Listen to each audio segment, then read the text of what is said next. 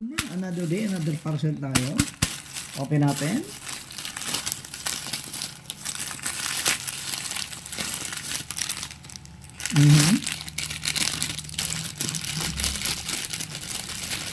Ayan, dumating na. Ito nga pala yung strap para sa fishing rod dun sa 3 meter ko. Yan, para may strap na siya. Ah, diba ang ganda?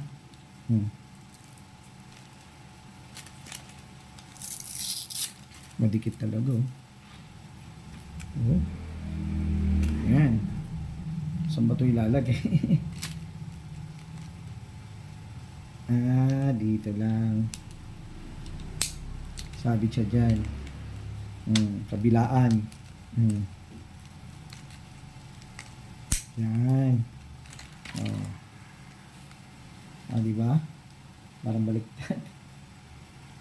Baliktad ka isa. Hindi, napipihit naman ito. Yan, oh. Oh. Stop natin. Gawin natin yung fishing rod. Para, ano?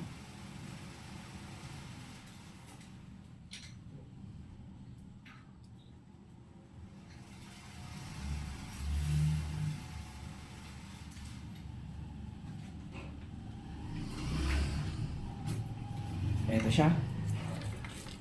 Ito yung aking 3 meter fishing rod. Nilagyan ko na rin kasi siya ng strap eh. Tanggalin natin. Ito yan. Ito yan, oh. Meron na kasi siyang at saka ano siya, yung di ay baliktad.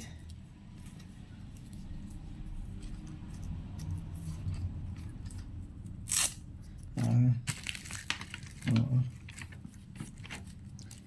Yung tawag ito, yung na-stretch. Yan. Oh. Na-stretch siya. Oh, medyo maiksi pa. Hindi natin ilagay sa gitna. Yan, oh. Baliktad.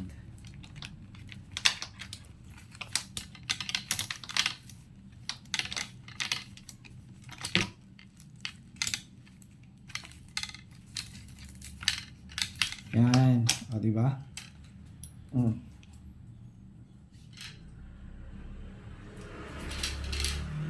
Adjust natin. Ayan, o. O. Ganda. Kung gusto nyo order ng ganito, ilagay natin yung link ng Yellow Basket dyan sa baba at i-click nyo na yung buy here.